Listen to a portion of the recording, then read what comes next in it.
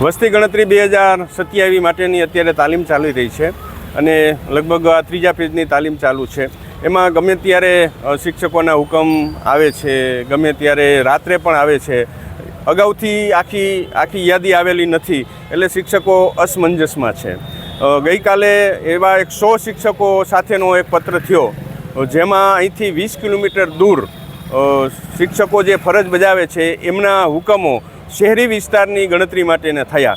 એના કારણે અત્યારે અમે બધા અહીં આપણા ડેપ્યુટી કમિશનર શ્રી અને ઇન્ચાર્જ ઓફિસર શ્રી વસ્તી ગણતરીને મળ્યા હતા કે ભાઈ આ 20 કિલોમીટર દરરોજ એને આવવા જવાના TADના પ્રશ્નો હોય, પહેલાં શહેરી વિસ્તારના જે કાંઈ અન્ય કેડરના કર્મચારીઓ હોય એને આમાં સામેલ કરો, અન્ય છૂટી ગયેલા જે કાંઈ કર્મચારીઓ હોય એને પહેલાં આપો. મોટાભાગના શિક્ષકોને આ કામગીરી સોંપેલી છે. તો જ્યારે સત્ર ખુલશે ત્યારે શાળા કેમ ચલાવી એ પણ એક મોટો પ્રશ્ન થશે અને આવો નવો પ્રશ્ન જ્યારે ફેબ્રુઆરીમાં બીજો તબક્કો શરૂ થશે ત્યારે આ જ લોકોને આ કામ કરવાનું છે. એટલે અમારી એવી માંગણી છે કે શહેરી વિસ્તારના જ કર્મચારીઓને આમાં રોકે, ગ્રામ્ય કક્ષાએ સર્વિસ કરતા શિક્ષકોને તાત્કાલિક અસરથી મુક્તિ આપે એવી અમારી રજૂઆત અને એવી અમારી માંગણી છે.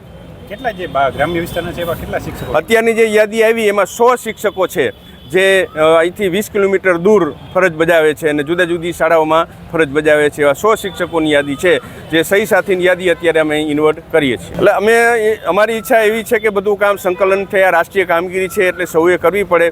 અમે જેવો સહકાર આપીએ છીએ એવો સામેથી અધિકારીશ્રીઓ દ્વારા પણ સહકાર મળે એવી અમારી અપેક્ષા છે. એટલે એ પ્રમાણે અમે કામ કરીશું. હવે રાષ્ટ્રીય કામગીરી છે એટલે કરવી પડશે, પણ એ જે કામગીરી થાય એ મનથી કામ ન થાય.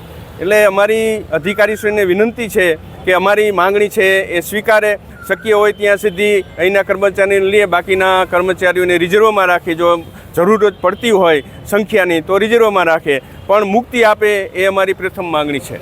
મોરબી જિલ્લા પ્રાથમિક શિક્ષક સંઘ સિનિયર ઉપપ્રમુખ અજયભાઈ ડાંગર આજરોજ મોરબી ગ્રામ્ય વિસ્તારમાંથી જે શિક્ષકોના ઓર્ડર સિટી એરિયાની અંદર કરવામાં આવ્યા છે એની મુક્તિ માટે અમે આવેદનપત્ર આપવા માટે આવ્યા હતા.